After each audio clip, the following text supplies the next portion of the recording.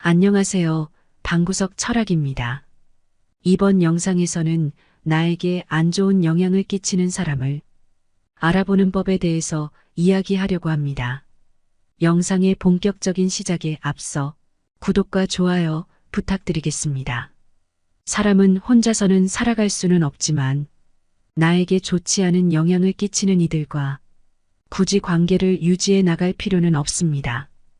이런 이들과 어떻게 정리를 해야 하는지 탈무드의 인간관계 조언을 통해 알아보겠습니다. 주변 사람 중에 이런 행동을 하는 이가 있다면 그 사람이 가족 이상으로 가까운 이라고 하더라도 관계에 대해서 한 번쯤은 다시 생각해 보시기 바랍니다. 첫 번째, 지갑을 들고 다니지 않는 사람. 만나는 자리에 지갑을 들고 오지 않거나 만나서 가장 먼저 나오는 말이 나 돈 없어 라고 하는 사람들입니다. 실제로 형편이 어렵거나 갑작스러운 이슈로 일시적으로 그러한 경우라면 얼마든지 이해할 수 있겠지만 자기가 갖고 싶고 먹고 싶고 가고 싶은 것들은 다 사고 먹고 누리면서 이상하게도 나를 비롯한 사람들을 만날 때만 돈이 없어 부탁을 하고 얻어먹기만 한다면 이러한 사람과의 인간관계는 오래 갈 수 없다. 따라서 일찌감치 정리하는 것이 그 관계로 인해 스트레스 받지 않고 마음 편해질 수 있다. 서로가 잘하고 상호 보완이 되어야만 좋은 관계가 오래 갈 수 있는 법인데 상대방을 이용만 하려 들면 이는 결코 좋은 인간관계가 이루어질 수 없다. 이러한 관계는 없는 것만 못한 법이다. 두 번째, 자기 필요할 때만 연락하는 사람. 자주 만나거나 연락하고 지내는 사이는 아닌데 갑자기 연락을 해서 가벼운 안부 인사는 건너뛰고 자기가 원하는 것만 말하는 사람이 있다. 평소 연락 한 통 없다가 자기가 필요할 때만 연락하는 사람을 과연 친구라고 할 수 있을까? 그런데 이런 사람이 꽤나 많다. 갑자기 연락 한 통 없다가 결혼이다 뭐다 연락하고 그 일이 지나면 언제나처럼 연락 하나 없고 인사 하나 없다. 이런 이들은 절대 친구라고 할 수 없는 사람이다. 이런 사람은 바로 손절해야 한다. 부탁을 들어준다는 것은 나의 시간이나 돈, 인맥 등등의 무엇인가가 투자되는 것으로 이를 요구할 때는 굉장히 조심스럽고 정중해야 하는 것인데 연락 한 통 없다가 갑자기 연락 와서는 부탁을 하는 것은 굉장히 뻔뻔하고 자기중심적인 사람일 가능성이 높으니 그 장단에 맞추지 말고 과감하게 손절해야 한다. 세 번째, 종교나 정치적 신념을 강요하는 사람. 사람은 모두가 다르다. 사람은 고유의 인격체로 태어났고 살아온 환경과 경험이 다르기 때문에 저마다의 종교와 신념이 모두가 같을 수 없다. 그렇기 때문에 서로의 다름을 인정하고 그 다름에서 관계의 가치를 얻어가는 것이다. 아무리 내 자신에게 좋다 하더라도 남에게도 100% 좋을 수는 없는 법이다. 특히 그 중에서도 종교나 정치적인 신념은 결코 강요해서는 안 된다. 이런 것을 강요하는 사람을 계속 만나는 것은 매우 필요한 일이며 다툼으로 인해 주먹다짐으로 번지기도 한다. 이런 사람들은 적당이라는 것이 없기 때문에 내 신념을 속이던지 신념을 포기하지 않으면 강요가 끝나지 않는다. 때문에 이런 이들과는 논쟁하지 마라. 현명한 이는 어떠한 상황에서도 상대방의 자존심을 짓밟는 의미 없는 논쟁은 하지 않는다. 주제가 무엇이든 논쟁이 시작되면 원래 성격보다 자기 관점을 더 세게 고집하고 주장하기 마련이다. 이러한 논쟁은 아무런 의미도 없고 필요도 없다. 그 논쟁에서 이겼다 한들 아무 소용도 없고 승리의 기쁨도 오래가지 않는다. 그리고 논쟁의 승리는 결국 상대의 자존심을 짓밟은 대가라는 것이 가장 큰 문제이다. 이는 원한 관계의 시작이 될 수 있고 언젠가 큰 화를 당할지도 모르는 일이다. 네 번째, 만났을 때 괴로운 친구. 친구를 만날 때 그날이 기다려지고 기대되는 친구가 있는가 하면 어떤 친구는 약속을 잡아놓고도 어떤 일이 생겨 약속이 취소가 되었으면 싶고 만났다 하더라도 핑계를 대고 집으로 돌아가고 싶은 친구가 있다. 물론 처음부터 그렇지는 않았을 것이다. 처음부터 그랬다면 애시당초 친구라는 관계도 맺지 않았을 것이다. 하지만 친구라는 것이 두어 번 본다고 모든 것을 알 수 있는 것이 아니기에 관계를 맺고 시간이 지나면 친구가 점점 재미없어지고 나와 안 맞는 것 같다는 생각이 들기도 한다. 이러한 생각이 들면 친구를 정리해야 하는 하나의 신호로 받아들여도 좋다. 살아가는 오랜 시간 동안 나도 변하고 친구 역시 변했을 것이다. 예전에는 닮은 점도 많고 친구 관계도 비슷했겠지만 시간이 흐르면서 만나는 사람들도 달라지고 마주하는 상황도 크게 달라졌다. 그렇게 만나면 즐거웠던 친구도 나이가 들어갈수록 안 맞는다고 느끼는 것이다. 내가 귀찮고 힘들어한다면 그 친구 또한 나를 그렇게 여길 가능성이 매우 높다. 인간관계는 일방통행이 아닌 양방통행이기 때문이다. 따라서 그 친구와 내 자신을 위해 조금씩 연락을 줄이고 서서히 거리를 두는 것이 서로를 위한 더 나은 방법인지 진지하게 고민해 보는 것이 좋다. 5번째, 남의 고민을 가볍게 여기는 사람. 고민의 무게는 하나의 규격으로 정해진 것이 아니다. 같은 고민이라도 어떤 사람에게는 아무것도 아니고 어떤 사람에게는 죽음까지 생각하게 만드는 힘든 것일 수도 있다. 삶의 무게라는 것은 상대적인 것이라 사람마다 다 다르기 때문이다. 이러한 사실에도 불구하고 항상 자신의 고민만 우선시하고 중요하게 여기며 남의 고민에는 관심이 1도 없고 일관되게 별것 아닌 걸 가지고 왜 그러냐는 식의 태도를 보인다. 남의 고민을 듣고도 상대의 멘탈을 탓하는 등의 배려가 없다. 오직 자기 자신밖에 모르기에 자기가 하고 싶은 대로 말하는 친구와는 고민을 나누고 기쁨을 나누지 마라. 남을 존중하지 않고 자기 자신밖에 모르는 사람은 있으나 많아다. 자신이 아닌 자신을 제외한 모든 이들을 존중하라. 상대방이 어떤 사람인지 따지고 가릴 것 없다. 그냥 모든 사람을 하나의 인격체로서 존중해야 사람의 마음을 열 수 있다. 아주 어린아이도 자신을 존중하는지 아닌지를 알 수 있다. 사람 간의 기본적인 존중이 없는 사람이 세상에는 정말 많다. 남을 존중하는 가장 쉬운 방법은 사람에게 마음을 표현하는 것이다. 그러한 이유로 마음을 표현하지 못하는 사람은 가깝게 두지 말고 행여나 내 자신이 그러하거든 죽을 힘을 다해서 고쳐라. 미안하면 미안하다고 이야기하고 고마우면 고맙다고 표현하는 것이 올바른 인간관계의 기본이다. 마음과 생각만으로 그쳐서는 안 된다. 내 마음속까지 들여다볼 만큼 다른 사람들은 한가하지 않다. 다른 사람의 희노애락에 맞춰 공감하며 표현해 주어라. 남의 고통을 즐거워하는 자가 있다면 존중이 없는 자이다. 남의 부덕한 행위를 기뻐하는 것은 부덕한 행위 자체보다 더 나쁘고 교활한 것이다. 다른 사람의 고통과 불행을 즐거워해서는 안 된다.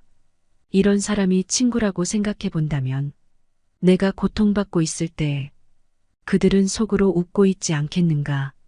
6번째, 약속을 쉽게 어기고 가볍게 생각하는 사람. 사람이 인생을 살다 보면 어쩔 수 없는 사정으로 인해 약속을 한두 번 정도는 어길 수 있다.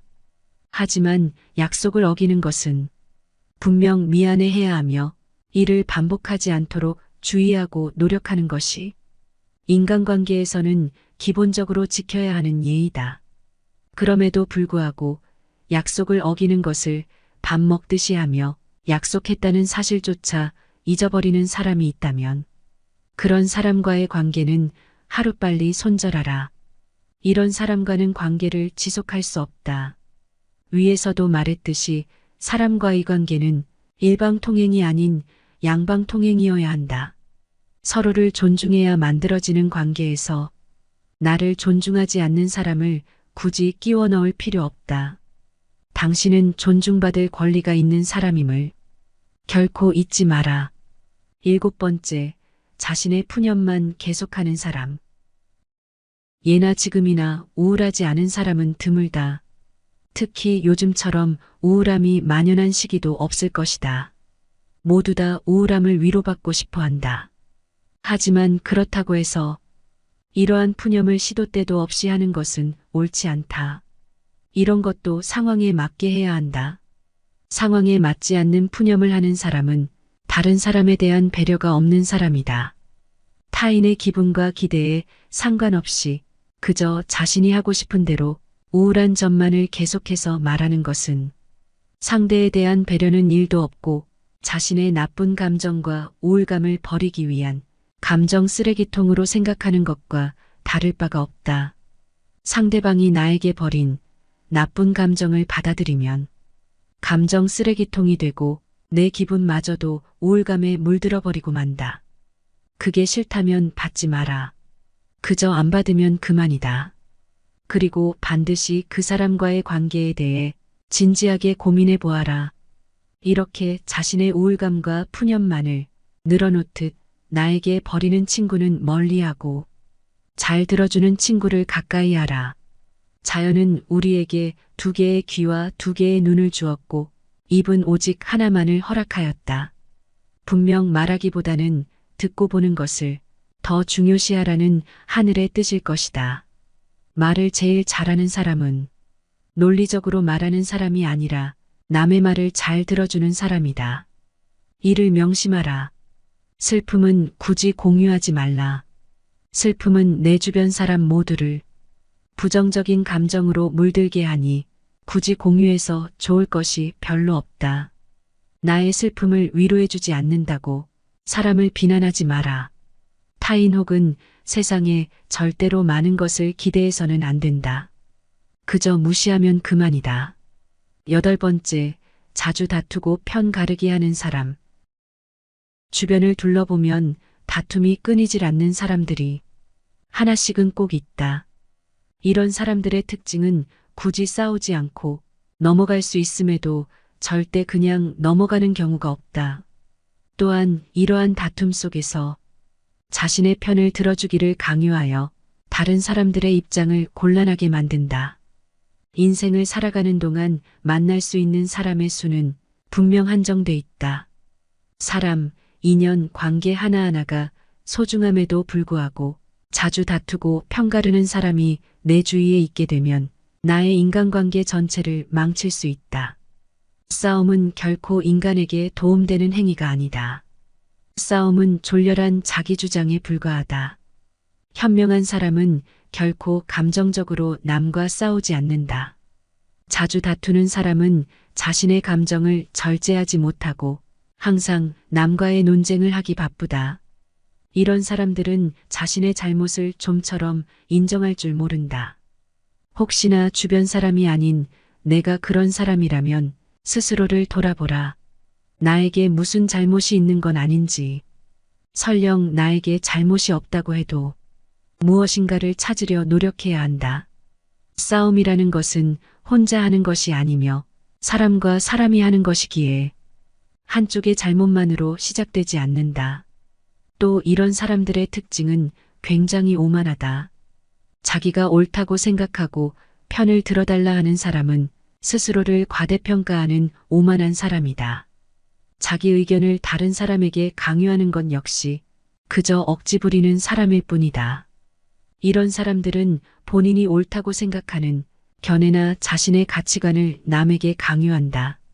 다른 사람의 의견을 무시하고 자기 의견이나 방법을 남에게 강요하는 사람은 자신의 우월성을 과시하고 싶거나 자신의 불안감을 없애려는 욕망을 가졌을 가능성이 있다. 이런 사람들의 특징은 본인의 능력이나 외모를 실제보다 높이 평가하는 경향이 있다. 불안이나 공포로부터 스스로를 지키기 위해 자신을 과대평가하는 사람은 자기애가 상처 입지 않도록 자신을 지키는 벽을 견고하고 지나치게 만든다. 그리고 그 벽으로 인해 눈앞의 현실을 직시하지 못하고 현실적인 판단도 할 수 없게 된다. 9번째, 과도하게 자기 자랑하는 사람. 마치 자신이 남들보다 우위에 있는 것처럼 다른 사람을 얕보고 만나기라도 하면 자기 자랑만 늘어놓는 사람이 있다. 자랑이라는 것은 자신의 입에서 나오면 그저 오만한 사람이 될 뿐이다. 자랑 중에서도 가장 쓸데없는 자랑은 흔히 왕년이라고 하는 자신의 잘 나갔던 과거를 자랑하는 것이다. 과거를 자랑하는 사람은 자랑할 것이 현재에는 없다는 것과 같다. 내세울 것이 옛날 이야기밖에 없는 사람은 처량해지는 법이다. 행복하고 가치 있는 삶을 사는 방법은 지금 가지고 있는 것과 현재를 즐기는 것이다. 과거의 영광에 얽매여 있는 사람치고 지금의 삶이 행복한 사람을 본 적이 없고 행복한 미래를 그리는 것 또한 본 적이 없다. 또한 그게 무엇이든지 자랑이 지나치면 그 끝에는 반드시 무슨 말썽이 생긴다. 무심코 내뱉은 자랑이 뜻밖의 오해를 부르거나 상대방에게 질투의 대상이 되는 경우가 많다. 빈 깡통은 흔들어도 소리가 나지 않고 속이 가득 차도 소리가 나지 않는다. 소리가 나는 깡통은 속에 무엇이 조금 들어있을 때다. 사람도 이와 같다. 아무것도 모르는 사람이나 많이 아는 사람은 아무 말을 하지 않지만 무엇을 조금 아는 사람은 항상 시끄럽다. 입으로 자기의 공적을 자랑하고 자신을 능력 있고 훌륭한 사람으로 보이게 하는 것은 결코 어렵지 않은 일이다. 그러나 정말로 인간의 가치를 증명하는 것은 실제로 쌓아 올린 성취밖에 없다. 하나를 보면 열을 알 수 있듯 어느 집의 정원을 보면 그 집의 정원사를 알 수 있다. 인간은 모두 한평생을 살아가며 정원을 가꾸는 정원사와 같다. 정원에는 갖가지 수목이 우거지고 계절마다 어김없이 꽃을 피우는 꽃밭이 있다. 또 연못이나 냇물도 있다. 그리고 항상 나무, 잔디 같은 것을 관리해야 한다. 정원이 바로 실제로 쌓아 올린 성취이다. 지금 만들기 시작한 정원이라도 하나를 보면 믿을 수 있는 정원사인지 아닌지 알 수 있다. 물이란 본디 산 정상에 머물지 않고 계곡을 따라 서서히 흘러가는 법이다. 이처럼 진정한 미덕은 다른 사람보다 높아지려고 하는 사람에게는 결코 머무르지 않으며 겸손하고 낮아지려는 사람에게만 머무는 법이다. 자기 입으로 자기를 칭찬하지 말고 자기 자신에게 배워라. 인간은 모두 스스로에게 배울 점이 차고 넘친다. 10번째, 같은 고민을 계속 말하는 사람. 고민을 털어놓는다는 것은 조언을 듣고 싶어서라기보다는 그저 일시적인 위로를 받고 싶은 경우가 많다. 위로받고자 하는 것은 인간의 본성이라 나쁜 것이라 할 수는 없다. 허나 매번 만날 때마다 아이처럼 응석을 부리며 매번 같은 고민을 말하는 사람이 있다. 또한 고민을 듣고 그에 맞는 조언을 해주려 해도 일명 답정너라고 하는 이미 스스로가 정한 답이 있어 그 답이 나올 때까지 말을 빙빙 돌리거나 화를 내는 사람이 있다.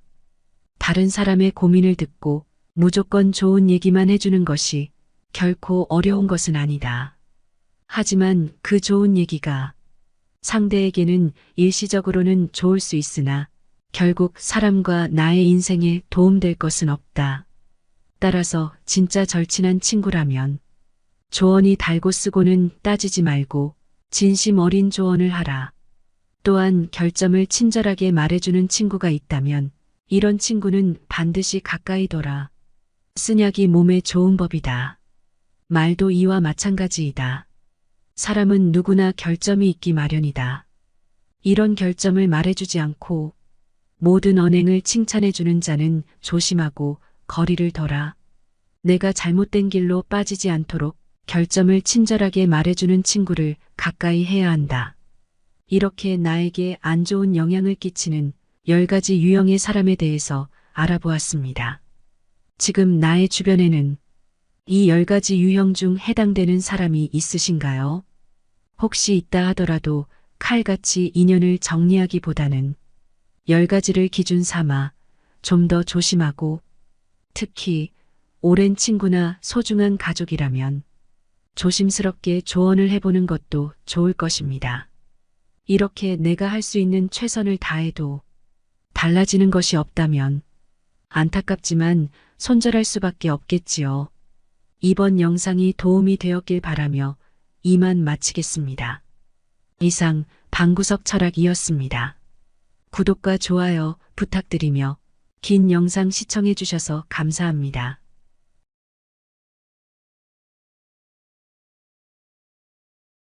노인이 오래 사는 것을 보는 것은 즐거운 일이지만 노인이 오래 고생하며 사는 것을 보는 것은 즐거운 일이 아니다. 너무도 전곡을 찌르는 말이어서 가혹함마저 느껴지는데요. 하지만 우리 주위에는 나이가 들어서도 사회 활동을 하고 열심히 취미를 즐기시는 분들이 늘고 있습니다. 건강과 넉넉한 노후 자금 그리고 믿을 수 없이 멋진 취미 생활까지 누리는 시니어가 되고 싶은 건 우리 모두 같은 마음일 텐데요. 노후에는 어떤 할머니 할아버지가 되고 싶은가라는 한 조사에 따르면 친목이나 취미생활 등 사회생활을 활발하게 하고 싶다는 답변이 응답률 49%로 가장 높았습니다. 이처럼 경제적으로 풍요로운 노후보다 사회활동을 꿈꾸는 이들이 많다는 것이 조금 의외기도 했는데요. 그만큼 노후를 채울 여생의 자원인 취미의 중요성이 날로 커지고 있다는 의미겠지요. 퇴직 후 많은 시간을 어떻게 설계하고 채우느냐에 따라 인생이 막의 성패가 갈린다고 해도 과언이 아닙니다. 평소 해보고 싶었던 일, 미뤄뒀던 일이 무엇인지 지금부터 고민해보시고 바로 실천을 해보시는 게 중요합니다. 그래서 오늘은 취미 영상 1탄에서 그동안 여러분이 댓글로 남겨주신 취미를 토대로 1탄 영상에서 언급되지 않았던 노후 취미 베스트 7가지를 뽑아봤습니다. 현재 우리나라 50대에서 80대 이상의 어르신들이 가장 많이 즐기시고 또 가성비가 최고인 취미 1위는 무엇일까요? 바로 시작하겠습니다. 첫 번째 취미는 파크골프입니다. 파크골프는 1탄 영상의 댓글에서 제일 많이 하고 계셨던 취미 1위입니다. 최근에 중장년층분들 사이에서 꽤나 인기가 올라가고 있는 취미 활동인데요. 일반 골프는 경제적인 부담으로 인해 아직은 진입장벽이 높은 편에 속합니다. 이러한 이유로 요즘은 골프를 조금 더 가볍게 즐길 수 있는 파크골프에 관심이 높아지고 있습니다. 골프의 장점은 그대로 가지면서 저렴한 비용으로 즐길 수 있다는 장점이 있습니다. 파크골프는 공원과 골프의 합성어로 도심의 공원에서 나무채와 플라스틱 공으로 간편하게 즐길 수 있는 골프의 한 종류인데요. 공원을 산책하듯 계속 걸어야 하기 때문에 운동량도 상당하고요. 각 홀이 보통 150m 이하의 사이즈로 되어 있고 18홀을 기본으로 66타가 일반적입니다. 공이 높이 뜨지 않고 플라스틱으로 되어 있어서 부상 위험도 적고 체력 소모도 적으면서 시간 제약 없이 즐길 수 있습니다. 일반적으로 정상적인 생활을 하는 어르신들의 경우 일일 필요한 운동량은 300칼로리 정도인데 파크골프 경기를 위한 1시간 30분의 운동량은 200칼로리 정도이므로 노인에게 적합한 스포츠라 할 수 있습니다. 현재 전국에 약 300여 곳의 파크골프장이 마련되어 있는데요. 수요가 많은 만큼 앞으로 더 많은 파크골프장이 우후죽순으로 생겨날 것으로 예상됩니다. 주로 65세에서 75세 정도의 분들이 많이 즐기고 계시지만 비교적 힘든 기술을 요구하지 않기 때문에 나이에 상관없이 즐기기에 좋아서 80대까지 추천드리는 취미 활동입니다. 입문 장벽이 낮고 부상 위험도 적으면서 가볍게 즐길 수 있는 파크골프로 취미를 시작해보시는 건 어떨까요? 두 번째 취미는 당구입니다. 댓글로 많이 언급해주셨던 노후 취미 2위는 바로 당구인데요. 은퇴 후 골프도 치고 다른 취미 생활을 해봤지만 당구만 한 게 없어요. 몸에 무리도 안 가고 또래와 쉽게 어울릴 수 있고요. 저렴하게 즐기고 두뇌회전에도 도움이 되니 일석삼조 아니겠어요? 중장년층 남성분들 사이에 가장 인기가 많은 취미로 목 좋은 당구장에는 어김없이 5060 세대들이 포진해 있는데요. 이렇게나 시니어들에게 인기가 좋은 당구의 매력은 무엇일까요? 일단 비용 부담이 크지 않다는 게 주머니가 얇아진 5060 세대에게 어필하고 있는데요. 2만 원 정도만 내면 2시간 정도 즐길 수 있습니다. 저렴한 비용 외에 접근성이 좋고 장비가 갖춰져 있어 편의성 또한 좋습니다. 거기다 또래 친구들과 사회적 관계를 지속적으로 이어갈 수 있다는 점도 한몫합니다. 노후건강연구소에서 60, 70대를 대상으로 당구와 노년 건강의 관계를 조사한 결과 주 4회 이상 당구를 즐기는 사람일수록 건강 상태가 양호한 것으로 나타났는데요. 일반적으로 당구대 한 바퀴를 돌면 10에서 13m를 걷게 됩니다.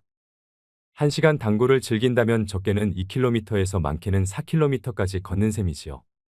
과격한 신체 접촉이 없고 몸에 무리가 가지 않는 저강도 운동으로 만성질환이 있을 수 있는 50대 이후 세대에게 제격인 취미인데요. 또 공을 칠 때 취하는 기마 자세는 하체 근력 향상에 도움을 줍니다. 다만 허리를 굽혔다 폈다 하는 동작을 반복하기 때문에 허리가 약한 분들은 다소 무리가 갈 수도 있습니다. 이를 예방하기 위해선 사전에 충분하게 스트레칭을 하는 것이 좋습니다.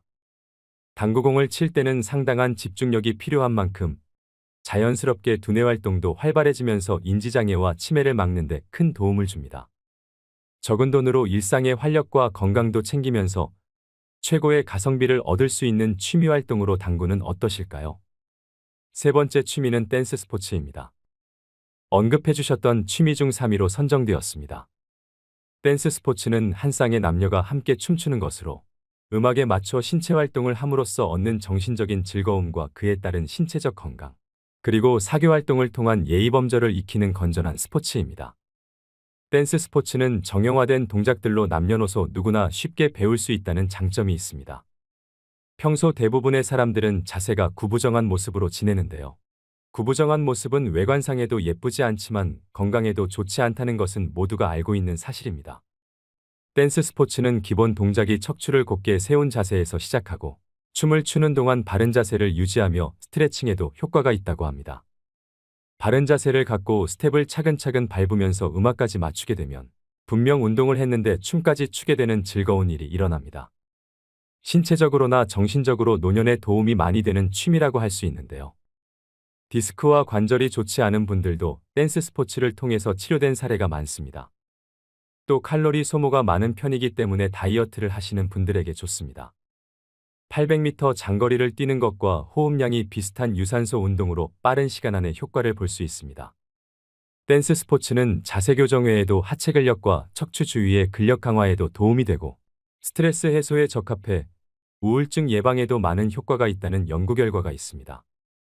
일상에서의 스트레스를 맘껏 해소하면서 왈츠나 줌바 탱고로 바른 자세와 예쁜 몸매를 얻고 사교와 활력도 얻을 수 있는 댄스 스포츠는 어떠신가요? 네 번째 취미는 어르신들의 보편적인 취미로 흔히 거론되는 등산인데요. 산행을 꾸준히 하게 되면 균형 잡힌 건강한 외모와 체력을 유지할 수 있으며 심폐지구력 향상과 혈액순환을 원활하게 함으로써 정신적 육체적인 만족감을 얻으실 수 있습니다. 또 자연 풍경을 직접 느낌으로써 정신을 맑게 해주고 스트레스 해소를 돕는데요. 특히 시니어들의 우울증을 예방해준다는 연구 결과도 있습니다. 반면에 하산을 하는 과정에서 무릎 관절이 체중과 배낭의 무게를 지탱하며 내려오기 때문에 관절에 무리가 갈 수 있습니다. 이로 인해 중장년들의 경우 무릎이 시리거나 연골이 손상되기도 합니다. 무릎 관절이 안 좋으신 분이나 근력이 거의 없으신 분들은 피하는 것이 좋습니다. 요즘 여기저기 단풍 구경하러 가을 산행을 많이 가실 텐데요. 안전한 산행을 하려면 철저한 산행 준비가 필요합니다. 첫째로 자기 체력에 맞는 산행 목적지를 정하는 것이 가장 중요합니다. 평소 운동이나 등산을 하지 않는 사람이 갑작스럽게 무리한 산행을 하게 된다면 다양한 산악사고가 발생할 수 있습니다. 둘째로 음주 산행은 절대 금물입니다. 하산 중에 넘어지거나 안전사고에 노출되기 쉽습니다. 셋째는 등산 전에 충분한 스트레칭을 통해 부상 위험을 예방하셔야 합니다. 등산 중간중간 적절한 휴식을 통해 체력을 유지하는 것도 아주 중요합니다. 맑은 공기와 흙냄새, 꽃향기가 어우러져 정신적인 테라피를 누릴 수 있는 취미로 등산은 어떠신가요? 다섯 번째 취미는 집에서 하는 작물 재배입니다. 나이가 들수록 건강한 식생활은 점점 더 중요해지고 있는데요. 집이나 집 밖의 작은 텃밭을 이용해서 소일거리 삼아 채소 작물 재배를 많이 하십니다. 텃밭이나 정원이 없는 분들은 집안에서의 채소 재배가 대안인데요. 홈가드닝이라고 하는 이것은 텃밭에서의 경험과는 또 다른 흥미로운 재미를 제공합니다. 실내에서 채소를 키우는 가장 큰 장점 중 하나는 계절의 제약을 받지 않는다는 것입니다. 텃밭에서는 계절마다 적합한 씨앗을 심어야 하지요. 그래서 신경 써야 될 부분이 한두 가지가 아닐 텐데요. 하지만 실내에서는 환경을 조절하여 언제든지 원하는 채소를 키울 수 있습니다. 비와 눈이 내리는 날에도 자신만의 작은 농장을 가꿀 수 있습니다. 고기와 찰떡궁합인 상추와 깻잎, 콩나물과 대파, 방울토마토 등 집에서 키우기 수월한 채소들이 많은데요. 작은 공간에서도 풍부한 수확을 얻을 수 있다는 점이 매력적이고, 살뜰히 재배한 채소는 온 가족의 건강한 밥상에도 역할을 톡톡히 합니다. 작은 노력과 관심을 투자함으로써 농약 걱정 없이 건강한 식단을 유지하고, 동시에 자연을 느끼며 뜻깊은 시간을 보낼 수 있는 취미로 실내 작물 재배는 어떠신가요? 여섯 번째 취미는 오디오북 듣기입니다. 대부분의 사람들은 평소 독서의 습관을 가지려고 노력을 많이 하실 텐데요. 그런데 마음처럼 실천하는 게 정말 쉽지 않습니다. 특히 나이가 들어가면서 노안으로 눈이 침침해져서 피로해지니 종이책은 더 가까이 하기가 꺼려집니다. 그 대안으로 종이책보다 상대적으로 저렴하고 접근성이 좋은 오디오북이 요즘 대세입니다. 특히 대표적인 오디오북인 유튜브에는 노후에 필요한 건강정보나 마음공부, 복지정보 등 무궁무진한 지혜와 정보들이 하루에도 몇백만 개에서 몇천만 개씩 쏟아지는데요. 제 구독자분들 중에서도 본인의 성향과 맞는 다양한 채널을 구독 중이실 거라 생각이 됩니다. 이처럼 이어폰 하나만 있으면 시간 장소에 구애받지 않는 오디오북의 장점은 무엇일까요? 첫 번째는 누군가 말해주던 내용이 읽히게 되니 이해가 쉽습니다. 두 번째는 음악처럼 편하게 들을 수 있는데요. 특히 출퇴근 시간이나 운동할 때 음악 듣듯이 손쉽게 들을 수 있다는 장점이 있습니다. 피곤한 이동 시간의 효율적 시간 활용과 책을 통한 즐거움은 매일 성장하고 있다는 만족감을 느끼게 해줍니다. 세 번째는 무의식에 남습니다. 예를 들어 어렸을 때 들었던 말들은 대부분 우리의 무의식 속에 남아 있는데요. 이미 형성된 무의식은 생각을 좌우하지요. 이러한 생각이 결정을 만들고 결정이 행동을 만들게 됩니다. 살면서 좋은 이야기 듣는 것이 어려울 때가 많습니다. 이때 좋은 글을 많이 들으면 잘못된 무의식을 고쳐 나갈 수 있겠지요. 오디오북을 들을 수 있는 어플은 유튜브 외에도 윌라, 밀리의 서재, 스토리텔 등이 있습니다. 행복한 노후의 양식을 얻기 위한 취미로 꾸준히 책과 오디오북을 병행하시는 건 어떠실까요? 마지막 일곱 번째 취미는 외국어 공부입니다. 외국어 공부는 의외로 추천수가 많았던 취미 활동이었는데요. 새로운 언어에 몰입하는 것은 건강한 두뇌를 유지하고 치매를 예방하는 데 기여할 수 있습니다. 미국 펜실베니아 대학교 연구진은 2개 이상의 언어를 구사하는 사람일수록 치매에 잘 걸리지 않는다는 연구 결과를 발표했는데요. 이처럼 외국어 학습과 치매 예방의 상관관계에 대해 증명된 연구 결과는 무수히 많습니다.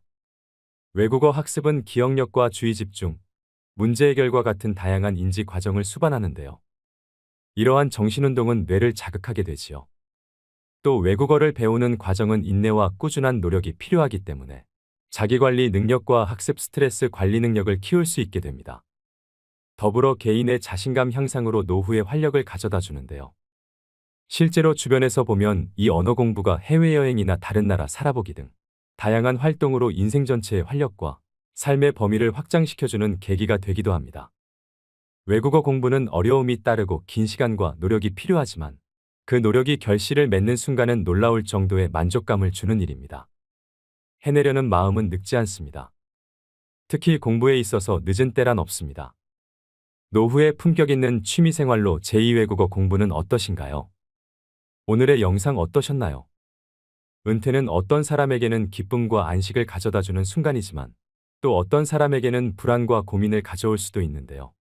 은퇴 후 직업과 일을 대신하고 자기 정체성을 다시 잡아줄 지속적인 무엇인가가 필요하다는 걸 느끼는 순간이 오게 됩니다. 바로 이 시기가 취미가 중요해지는 때입니다. 그렇기 때문에 마지막 30년을 후회 없이 의미 있게 보낼 나름의 실천 계획은 있어야 합니다. 이런 취미에도 몇 가지 조건이 있는데요.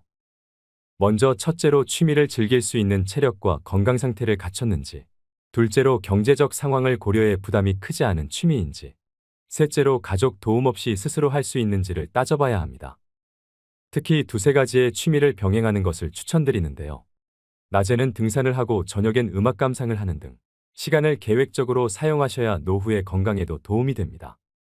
이처럼 평생 즐길 수 있는 나만의 취미로 구체적인 실천 항목을 만든다면 최소한의 축복된 은퇴를 맞게 되지 않을까요?